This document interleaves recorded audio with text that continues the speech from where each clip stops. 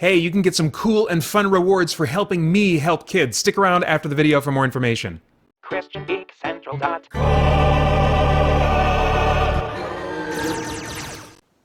All right, buckle up. This car has a spoiler. I just finished watching Freaks, You're One of Us on Netflix, and interesting movie.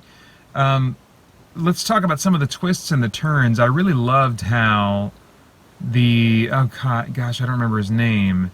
I can't remember, but basically the comic book geek. I love the dark turn that his character took and how he ended up being really kind of the villain of the story. I was wondering, is there going to be the equivalent of a supervillain that's going to show up at some point? And then when he started going in a dark direction, I started thinking, oh, is this where they're going to take him? And they did. And I thought that was cool.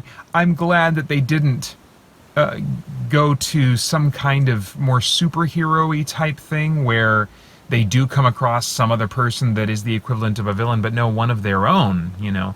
I think it further feeds into the complexity, the moral complexity of their situation. And but I also felt like at the end of the movie, you know, as much as I appreciated the complexity, in that the mom character, she lost control. She clearly has a temper or something, and it might even be connected to the use of her super strength. I'm trying to remember. I'm trying to remember if every time she used her strength, she was under emotional duress, but she seems to really lash out physically. And so, what I see from this movie, apart from the invincible dude, is that the authority structures and whatnot have good reason to fear these people, because 2 out of the 3 superpowered characters that are featured in this story either go completely bad or have several moments where they really lose control, you know, and are dangerous to others. But yet at the end of the movie, it landed on this final note of we are going to be free, and certainly that typical X-Men type thing of the misunderstood underdogs that are being mistreated, and so they are the heroes and the good ones that we should care about, and we should want them to be free. And so I felt like even though the movie had some nuance in recognizing that, okay, just because they're freaks doesn't mean they're good people, and doesn't mean they can be trusted with their powers to just to just have no regulation, no checks and balances in this world. I felt like much of the movie was saying that. And so it felt like a real inconsistency in the ending when they had this note of, we should all be free. I'm like, well, we don't want you to, because in my mind, I would, if that were to happen to humanity, then, and it won't, but if that were to happen to humanity, then I wouldn't want them to be disabled if they are able to do this. The equivalent would be like saying that just because someone can be an amazing basketball player, that we should give them drugs to take away their special abilities so that they're just like everybody else, you know. So obviously, I think that there should be freedom for people with unusual talents and abilities to exercise them, but we would need to have a world where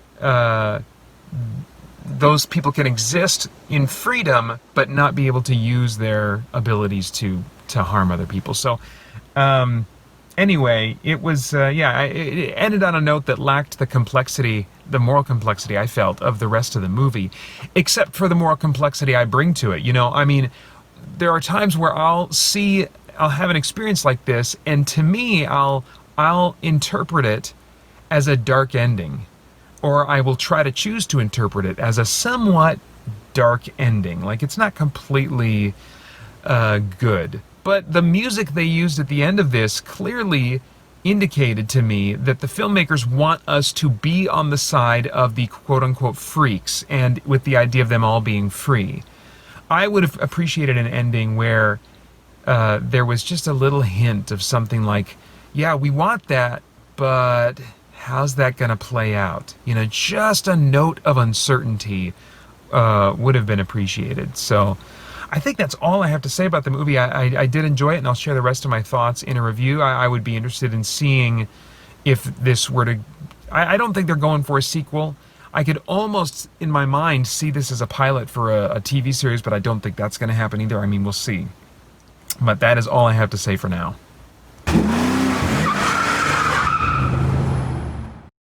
For my 7th consecutive year, I'm participating in Extra Life, a charity event that raises funds to provide medical care for children in urgent need. I'm also leading the Christian Geek Central Extra Life team, which you're still welcome to join by following the link in the description below.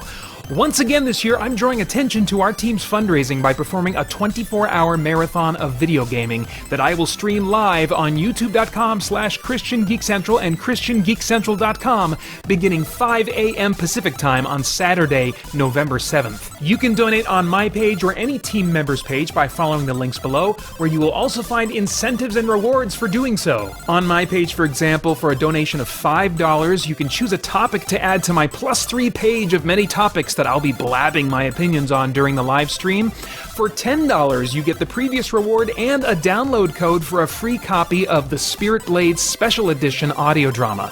For $20, you get the previous rewards, and you can choose a game for me to play during my November 7th live stream. Pick a favorite or torture me with something terrible or rage-inducingly difficult. For $30, you get the previous rewards, and you can choose a song for me to sing during my November 7th live stream. Pick an old favorite of yours, or just make me humiliate and torture myself with something nobody wants to hear. And for $50 or more, you get the previous rewards and a download code for every MP3 product at SpiritBlade.com. That's an $80 value. On top of that, I have set fundraising milestones that will unlock strange and unusual happenings as I reach them. At $200, I'll have a free download day for everyone who visits SpiritBlade.com on November 11th.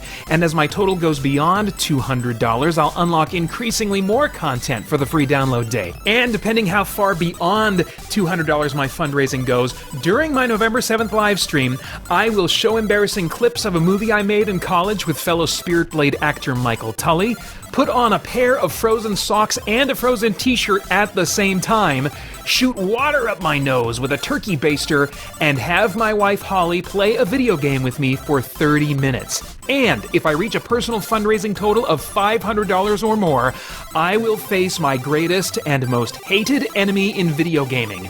I will finally beat Super Mario Bros. Without using cheat codes by the end of 2020, publishing video of my efforts and eventual success, and also make my first attempts during my Extra Life marathon. I freaking hate that game, but I will do this for those kids and their families, and for you sadistic people who donate money to make it happen. Now, there are some stipulations and time limits on those rewards and milestones, so quickly follow the link below to my fundraising page for all the details. I hope you will be a part of helping me and the Christian Geek Central team do some good for some kids and families who really need it, and then I hope you'll join me at youtube.com/ChristianGeekCentral for my 24-hour video gaming marathon starting 5 a.m. Pacific time on Saturday, November 7th.